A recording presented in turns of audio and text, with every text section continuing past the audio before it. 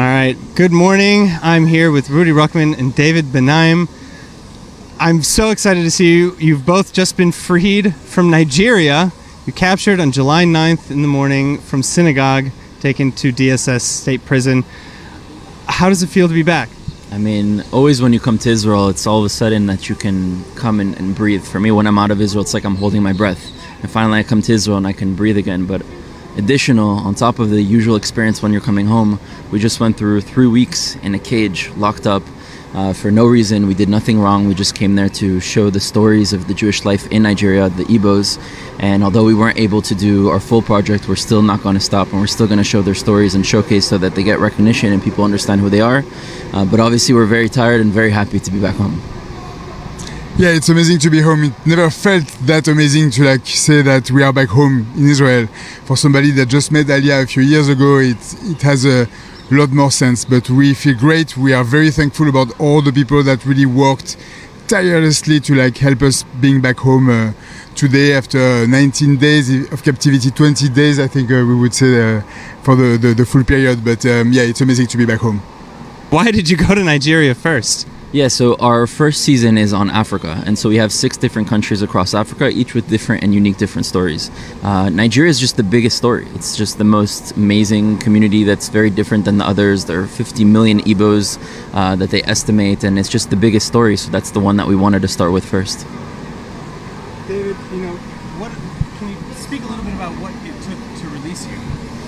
It took a lot of effort from 3 different kind of chancelleries, embassies, French, American and Israelis, that worked really in coordination. Each of them had their roles, and we can't discuss every single detail. First of all, we have to learn all the details because we were kept secret from a lot of it during the time we were there, because we had no means of communication most of the time.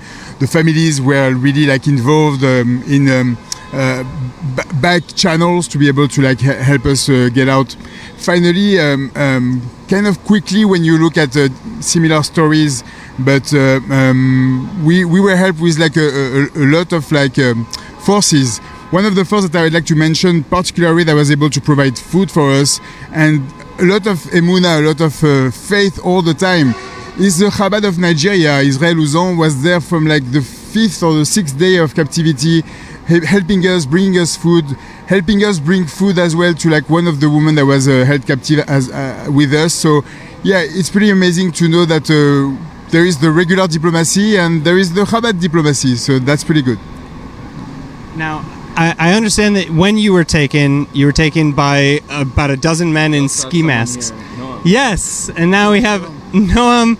Thank you so much. You are the 3rd person who was taken into custody by the DSS. Thank you for joining us on camera. First of all, how are you feeling, actually? I'm feeling good. I'm happy to be back home in Israel, but it's also bittersweet because we really did want to continue our project, and we really tried every possible way to stay in Nigeria right now and continue with the rest of our itinerary. But unfortunately, it wasn't possible now, but we're not giving up for the future.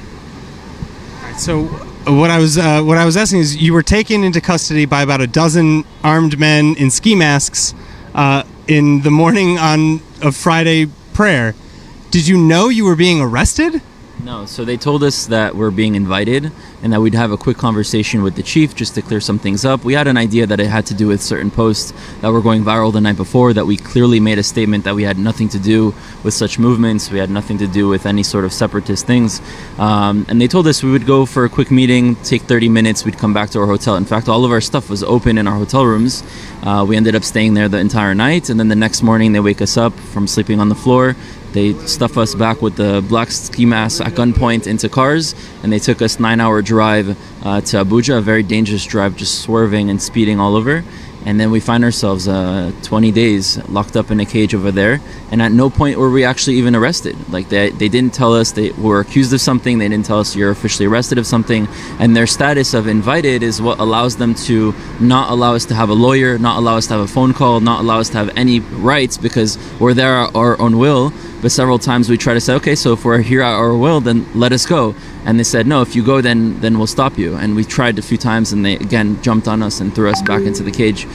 There's actually one time that me and Noam put our tefillin on, and just walked out to the lobby and started like saying, "We're innocent, let us out." We made a scene for all the people there, even civilians that were walking into their headquarters, and 10 people came on us, threw us back into the elevator and threw us back into the cage. So we really tried to do everything to get out, but I didn't have my phone the whole time. I didn't have a phone call the whole time. I didn't speak to my family. I didn't speak to anybody. So, the first 5 days were the hardest because we didn't even know if people knew about us. We didn't even know if people knew we were gone. We didn't know what was going on. It was just one moment where we're there with the community. The night before, we were really like having a sort of meeting with everyone. We're talking, we're going up like late and discussing, and then the next morning, all of a sudden, we find ourselves in prison.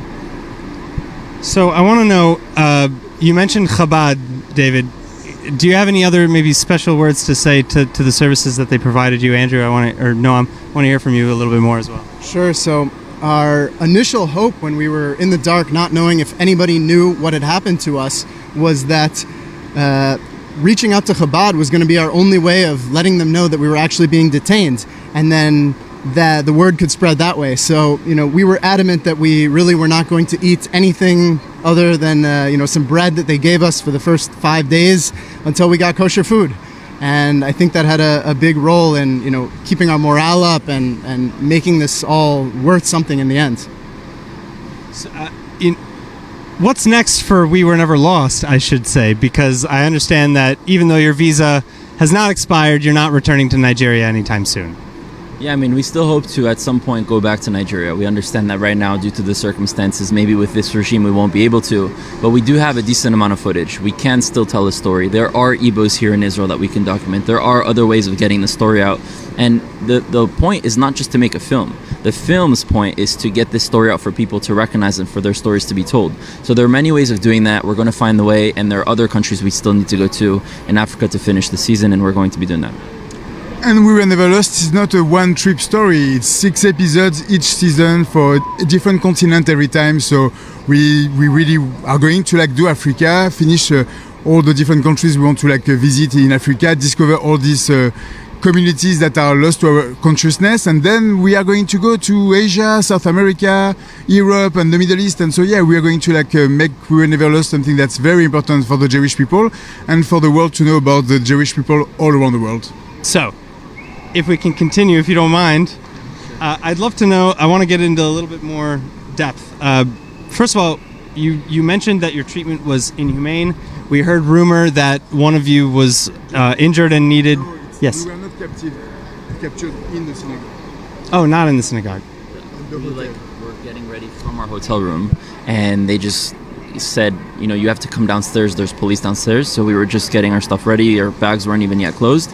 We go downstairs, and all these men with guns, actually, it's ironic, they had Tavors, Israeli guns, and they had black ski masks, and their chief, who's named Casey, comes and says, "Don't worry, everything's good, you're invited, you're not arrested, you're just coming for a quick little interview, and everything's gonna be done within 30 minutes. And for us, we didn't want to cause any problems, so we went, and we found ourselves for 20 days locked up.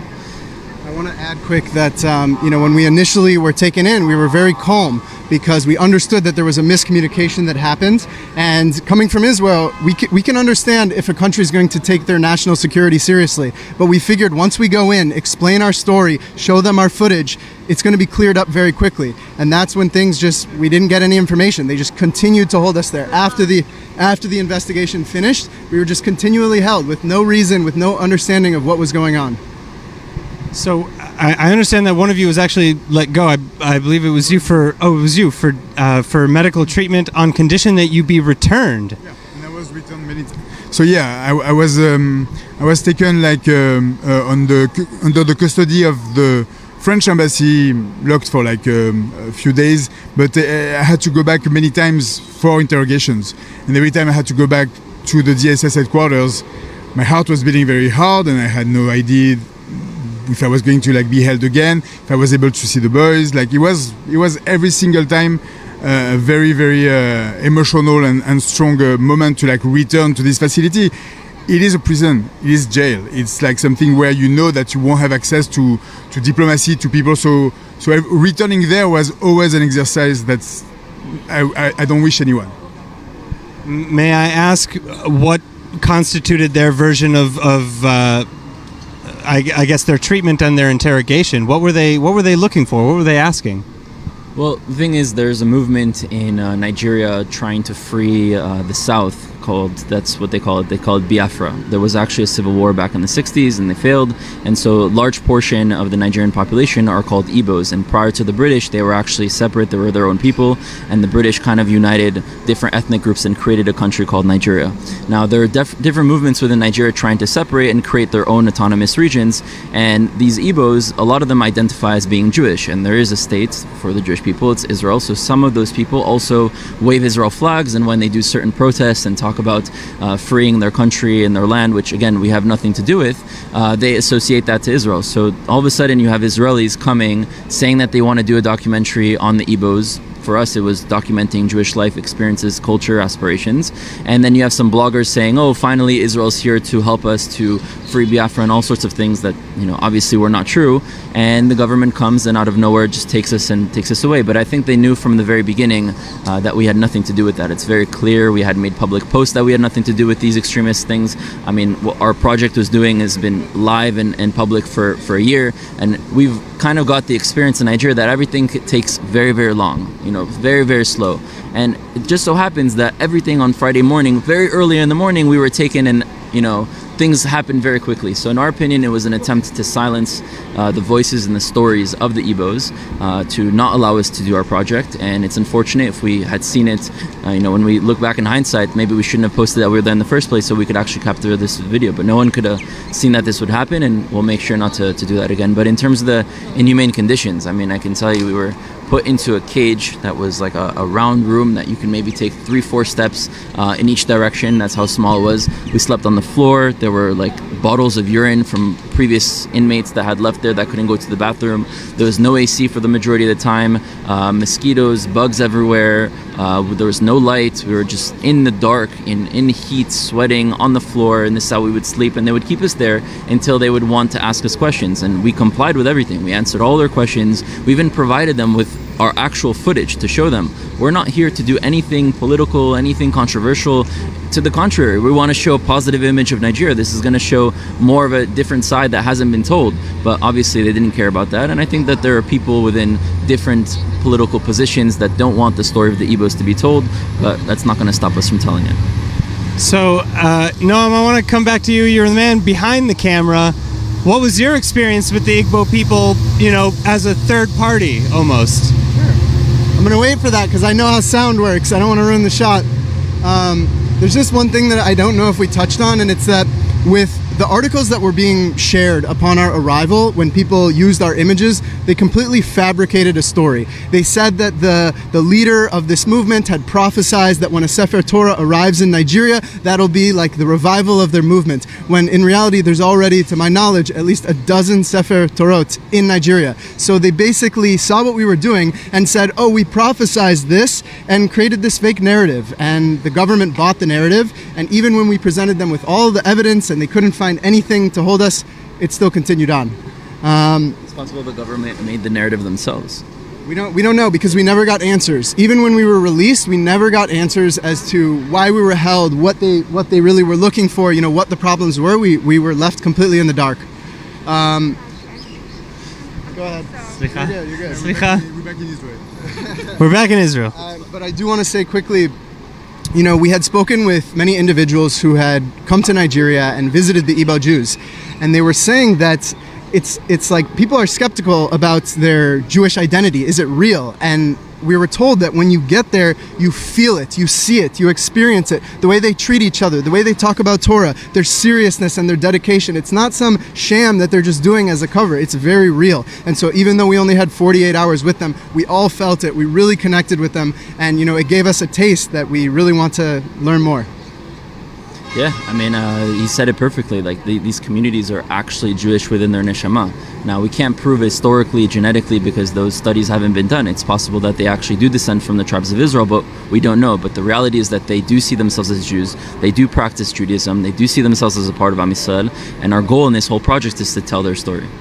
And your question was to Noam, what did he feel being behind the camera and something is happening to him and he cannot he was extremely frustrated because every single second that we could not shoot was something that was lacking of the story we wanted to say.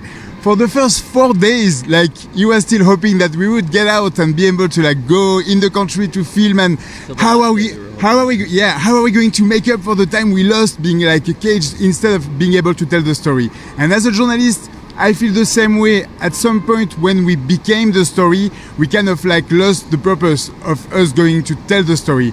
So that's why Rudy said next time we will probably not post on social media during our filming, because yes, we have to focus on telling the story of the people we are going to visit. Yeah. Rudy, can you quickly give some context about Lisbon? So I was just going to say, speaking of I'm a Lisbon, I'd like to know about the fourth person who was taken into custody by the DSS. Thank you for reminding me. Tell me about I'm a Lisbon. So it's Ima Lisbon. She's a mother of many children, many of them that we met, that we spent time with. Beautiful souls, beautiful people. She's not just the mother of children, she's also basically a mother for the whole community. She's one of the leaders there. She took us in, she hosted us, she gave us food, she said whatever you need I'll be there for you. She took us to see an Igbo king. We were supposed to do a ceremony. She bought me a whole Igbo gown, and she's really the caretaker for this community and the rock and the glue that keeps them all together. Unfortunately, when we were taken, she was taken along with us. She was with us for the first 24 hours when we were still in Anambra State. When we were taken to Abuja, she was taken with us in the car ride. And as soon as we got there, they separated us from her. Now, every single time that we received food from Chabad, we separated a third of that food or a fourth of that food. And when we were 3, when we were 2, we did a third. And we gave her that, and we made sure that the DSS officers gave her the food so that she can eat, because she's a Jewish woman and she also needs to eat. When we were released, we spoke with Chabad to make sure that they would continue to provide them food and to continue allowing her to be able to be fed, because the conditions there are just horrible, and we can go more in depth at that at a later time. But yeah, I saw her one time while we were there, because they keep women in a different building. She was on her way to go see the doctor. I rushed, gave her a hug, asked her if she's okay. She said, I'm okay, but I'm not feeling too well, so I'm going to see the doctor. And since then, we haven't been able to see her, but we've constantly asked the DSS officers, how is she? But we can't believe anything that they tell us. So, we really don't know her situation now. So we really want to, now that we're free, not that, it should have been us first and her next, but the reality is that we were free first. She's still there. She's still in their custody. She's still being detained for no reason. And we'd like to spread awareness of her story and the importance of who she is for the community, and for her to be freed as well, to go back to her family. So I want to say, what are you planning next? I know that these efforts to free Ima Lisbon, but also to continue this project of We Were Never Lost. Are you planning to continue this trip anytime soon, or maybe to take a breather now after this ordeal? So when I joined the army, I learned the hard way in Israel, that no means try harder. So the fact that they put us in a prison cell, in a cage for 20 days is not going to push us backwards. It's only going to push us forward. We're going to take this energy, we're going to take what we went through, and we're going to go make something out of it. We're going to continue in different countries, Madagascar, Uganda, Zimbabwe, Tanzania, Ethiopia. Those are the rest of the countries we need to go in Africa. Maybe, we'll be able to go to Nigeria. We always have hopes, but it looks like for the time being we won't be able to. But even if we won't, we still captured enough to show something to the world. Maybe not a full episode, maybe something that's 10 minutes long. Maybe if we film other people here that are Igbo in Israel and also tell the story of what we went through and add kind of an episode that kind of mixes both, that can be an episode. But no matter what, we're going to still do this project, and Africa is just the first season. So any special messages for anybody who helped get you out, who helped organize at the embassy, at Chabad, your family, in the Igbo population? Yeah, first of all, the Igbo population that welcomed us with really open arms the first few days we were there. Every single embassies that were involved, really, thanks to our families that worked days and nights. So definitely. And Chabad, that was the little touch, the supplement of love that brought us family there, and that was pretty impressive. But I left with 2 friends and I'm back with 2 brothers, so that's also something very impressive. Yeah, look, the embassies did a ton on our behalf. From the moment they found out that we were taken into custody, they worked nonstop. Israeli, American, and French, all working together with our families, speaking to them every day.